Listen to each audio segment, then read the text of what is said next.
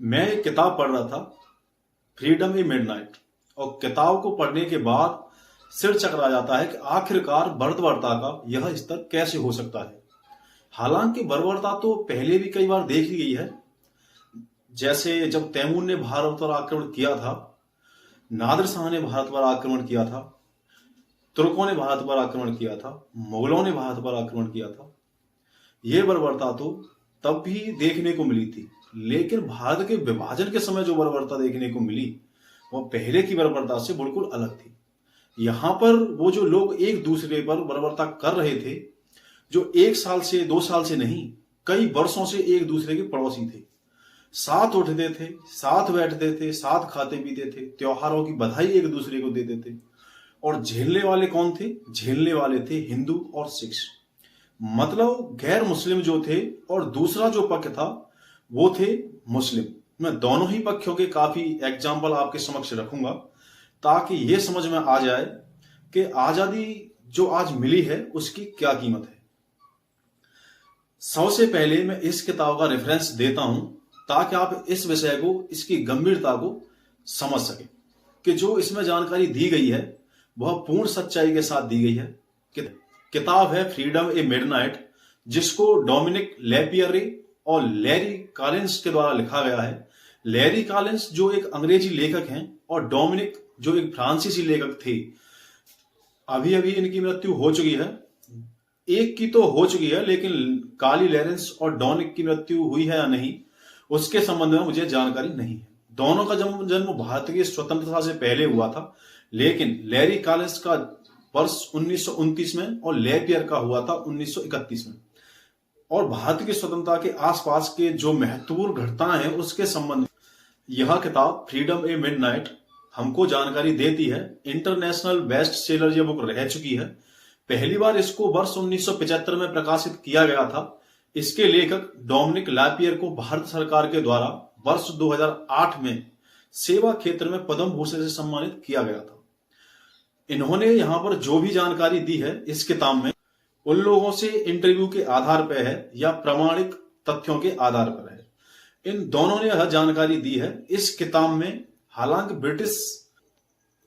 British के बारे में थोड़ा सा और निष्पक्ष होकर लिखते तो थोड़ा और अच्छा रहता, लेकिन हमारे संबंध में जो जानकारी दी गई है वो बहुत सही जानकारी है और पाकिस्तान में इस किताब को लेकर बैन कर दिया गया था।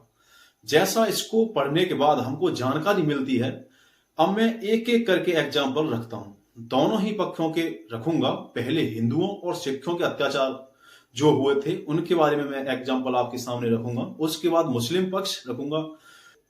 केवल एक वीडियो में इन सारी घटनाओं को समाप्त नहीं किया जा सकता, तो इसके संबंध में शायद 2-3 वीडियो और आएंगी। ये मेरा पूरा लेक्चर इस किताब पर बेस्ड है। ये इसका सोर्स है फ्रीडम ए मिडनाइट का। वीडियो में दी गई जितनी भी जानकारी है मेरे निजी विचार नहीं है। पहला एग्जाम्पल, किताब का पेज नंबर 299। एक स्थान मॉन्टगोमरी, वहां का रहने वाला एक व्यक्ति जिसका नाम था निरंजन सिंह। निरंजन सिंह का एक दोस्त था, एक मुस्लिम व्यक्ति जो चमड़े का कार्य किया करता था, लेकिन निरंजन सिंह की स्वयं की चाय की दुकान थी और दोनों की मित्रता इतनी गहरी थी कि 15 साल से लगातार निरंजन सिंह उसको गर्मा गर्म चाय पिला रहा था। आप स्वयं अगर चाहो तो अपने आप को उस स्थान पर रखकर सोच सकते हैं कि अगर किसी व्यक्ति को लगातार 1 वर्ष तक चाय पिलाएगा तो इसकी दोस्ती कितनी गहरी हो जाएगी। यह व्यक्ति 15 साल से लगातार अपने मित्र को चाय पिला रहा था, निरंजन सिंह को। भारत आजाद हुआ, भारत पाकिस्तान का बंटवारा हुआ। निरंजन सिंह का वही मित्र जब दंगे भड़के, बात है अगस्त सितंबर की 1947, जब दंगे भड़के तो निरंजन सिंह का वही मित्र उसकी दुकान में आया बड़े गुस्से से और निरंजन सिंह की तरफ इशारा करते हुए भीड़ को यह कहा, मार डालो इसे, मत छोड़ना इसे। और भीड़ निरंजन सिंह पर टूट पड़ी। निरंजन सिंह का पैर घुटने से काट दिया गया।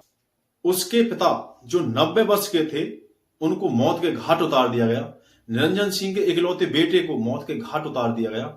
निरंजन सिंह को बेहोशी आ गई थी, लेकिन निरंजन सिंह के कानों में एक आवाज भी पड़ रही थी जो उसकी बेटी की आवाज थी।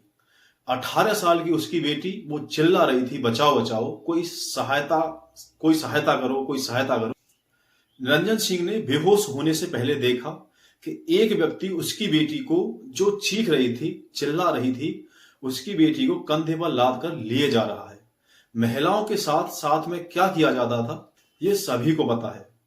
उस समय केवल जैसा मैंने किताब को पढ़ा तो वहां से जानकारी मिली, केवल एक पक्ष के द्वारा नहीं, वहां पर एक होड़ लग गई थी। हत्या के बदले हत्या, बलात्कार के बदले बलात्कार, आंख के बदले आंख, कान के बदले कान, हाथ के बदले हाथ। कुछ कथन रखूंगा अंग्रेजी अधिकारियों के। वापस विषय पर आते हैं। निरंजन सिंह को बेहोशी जा रही थी, अपने की लड़की की आवाज कानों में पड़ रही थी, चीख रही थी, चिल्ला रही थी। निरंजन सिंह ने देखा कि एक व्यक्ति उसकी बेटी को, 18 साल की बेटी को कंधे पर लाद कर लिए जा रहा था। वह व्यक्ति और कोई नहीं, जिसको निरंजन सिंह 15 साल से गर्मा गर्म चाय पिला रहे थे, वही था। दूसरे एग्जाम्पल की तरफ बढ़ते हैं, पेज नंबर 302। जैसा एक व्यक्ति बागदास जी ने बताया, उन्होंने इस किताब के लेखक को बताया, जैसा कि लेखक को कहीं से पता चला या बागदास जी ने बताया, यह बताते हैं घटना कहां की है, लायलपुर कहा जाता था। वर्तमान में फैसलाबाद के नाम से जाना जाता है। यहाँ के एक पीड़ित उस समय के भागदास, जिन्होंने पुरानी बातों को याद करते समय जैसा बताया, उन्हीं के शब्दों में मैं आपको बताता हूं। वो बताते हैं कि तालाब के पश्चिम में एक गांव में वह एक मस्जिद थी। उस मस्जिद में आसपास के वहां की हिंदू आबादी को लाया गया मस्जिद के मौलाना के सामने, और मौलाना ने कुछ कुरान की आयतें पढ़ी उनके समक्ष। भागदास बताते हैं हमारे समक्ष 2 रास्ते रखे गए। पहला तो ये रास्ता कि इस्लाम कबूल करो, और दूसरा कि अपने प्राणों से हाथ धो लो। तो हमारे सभी के एक नए नाम दिए गए, मतलब मुस्लिम नाम दिए गए हम सभी को। हम सभी से आयतें पढ़वाई गई। उसके बाद हम सभी को भेड़ बकरियों की तरह आगे धकेल दिया गया, जहां पर गाय का मांस पकाया जा रहा। गाय के मांस की एक एक बोटी सभी हिंदुओं को खिलाई गई। मैंने आज से पहले तक गोश्त छुआ तक नहीं था। मुझे बहुत बदबू आ रही थी, उल्टी आ रही थी, लेकिन मैंने जैसे तैसे अपने आप को रोका, क्योंकि अगर मैं ऐसा नहीं करता तो जो मौत के घाट उतार दिया जाता।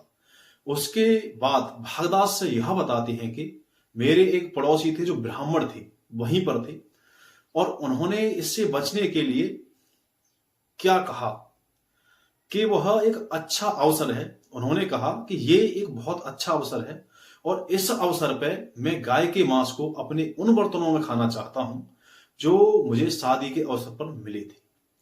तो वहां के जो दंगाई थे, जो लोग थे, वो बड़े प्रसन्न हुए, और उन्होंने कहा कि ठीक है, आप अपने घर जाकर अपने उन बर्तनों को लेकर आओ। उस ब्राह्मण के साथ में उसकी पत्नी और उसके बच्चे भी थे।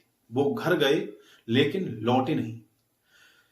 क्या किया, जैसा बागदास बताते हैं, उस व्यक्ति ने घर जाकर पहले अपनी पत्नी का गला काटा, अपने बच्चे को मारा, और उसके बाद स्वयं ने भी आत्महत्या कर ली, गला काट के। अगली घटना पे आते हैं। इस किताब के पेज नंबर 302 पर एक सेना के अधिकारी का हवाला देते हुए बात लिखी गई है, जैसा कि सेना के अधिकारी ने देखा और बाद में इस किताब के लेखक को बताया। मैंने देखा कि हिंदू महिलाओं की एक टोली को कत्ल करने के लिए ले जाया जा रहा था, और उनके जो स्तन थे उनको क्षत विक्षत कर दिया गया था, मतलब उनके स्तनों को काट दिया गया था। घटनाएं बहुत सारी हैं, मैं एक एक करके सब पर चर्चा करूंगा। खैर, यह एक पक्ष की बात है, मैं दूसरे पक्ष, लेकिन यहां पर एक और घटना लेता हूं सरदार प्रेम सिंह जी की। जैसा कि सरदार प्रेम सिंह जी बताते हैं इस किताब के लेखक को, सियालकोट के रहने वाले थे। उन्होंने बताया कि इस क्षेत्र का सबसे धनवान व्यक्ति थे वो। आसपास के मुसलमानों में ऐसा कोई भी व्यक्ति नहीं था जिसने मुझसे कभी न कभी आर्थिक सहायता न ली हो। वो अपने जेवरात गिरवी रखते, और इसके बदले में मैं उनको फाइनेंस हेल्प कर दिया करता था, और उन जेवरातों को मैं तिजोरी में रख दिया करता था। मेरा 2 मंजिला घर था, आगे फाटक था। मैंने देखा कि एक बार दंगाइयों की भीड़ मेरे घर की तरफ बढ़ रही है। उनके हाथों में चाकू, हथियार, जो कि तलवार उनके हाथ में थी, मेरे घर की तरफ बढ़ रहे थे। उनमें से ऐसा कोई भी नहीं था जिसने मुझसे कभी न कभी आर्थिक सहायता प्राप्त न की। वो चिल्ला रहे थे, तिजोरी तिजोरी। मैं समझ गया कि उनका मतलब क्या है। उस तिजोरी में केवल जेवरात ही नहीं थे, बंदूक भी थी, कारतूस भी थे। मैंने बंदूक निकाली और घर की दूसरी मंजिल पर चढ़ गया और दंगाइयों का मुकाबला करता रहा। 1 घंटे तक उनसे लड़ता रहा। दंगाइयों के हाथ पैर फूल चुके थे। मैं थका हारा जब नीचे आया तो जलने की बू आ रही थी। मेरी पत्नी और 3 बच्चों ने अपने आप को जला दिया था। मेरी पत्नी ने बच्चों पर केरोसिन डाला, स्वयं पर केरोसिन डाला और इस डर से कि दंगाई पहुंचेंगे और सभी का बलात्कार करेंगे, उन्होंने अपने आप को जला लिया उस जौहर की पवित्र अग्नि में। इसी सीरीज को अभी कंटिन्यू रखेंगे। नेक्स्ट वीडियो में बात करूंगा कुलदीप सिंह और याकूब दोनों की। इसके अलावा एक घटना नहीं निकला। इस वीडियो में इतना ही।